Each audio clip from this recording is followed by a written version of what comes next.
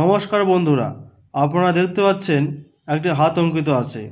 আর এই দেখুন, এই যে এই হৃদয় রেখা, এটি বলা হয় হৃদয় রেখা বা হার্ট লাইন।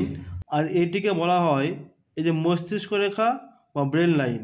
তো এই ব্রেন লাইন আর মস্তিষ্ক রেখা মিলে এই যে চতুষ্কোণ তৈরি হয়।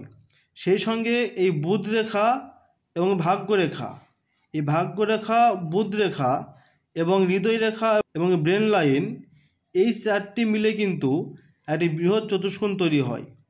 এবং এই চতুষ্কোণ রেখাটি যার হাতে সুগঠিত থাকবে, সে ব্যক্তিটি কিন্তু রক্ষা কবচের মতো কাজ করে।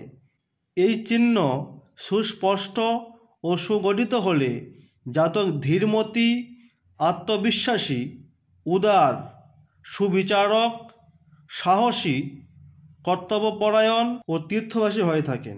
এই চতুষ্কোণ চিহ্নটি কিন্তু আবার এই যে দেখতে রবি রেখা, আবার এই যে এখান থেকে কিন্তু এই যে আয়ু রেখা থেকে কোনো ঊর্ধ্বগামী রেখা অঙ্কিত হয়ে কিন্তু এই চতুষ্কোণ তৈরি করতে পারে। তো এই চতুষ্কোণ যাহাদের থাকবে তারা চৌকো বুদ্ধি সম্পন্ন হবে এবং চারিদিক থেকে তারা কিন্তু জয় জয়কার বোঝা যায়। এই চতুষ্কোণটি যদি অস্পষ্ট বা ছিন্নভাবে থাকে তাহলে জাতক হবে আড়ম্বরপূর্ণ, অস্থির চিত্ত ও ভীরু স্বভাবের হয়ে থাকে। তবে এই চতুর্ভুজ চিহ্নটি যদি এই শনির দিকে, এটা শনির আঙ্গুল, এই শনির দিকে যদি বেশি প্রসারিত হয় তো সে ব্যক্তি কিন্তু যশ খ্যাতির দিকে দৃষ্টিপাত থাকে না, এরা আধ্যাত্মিক ভাব সম্পন্ন হয়ে থাকে।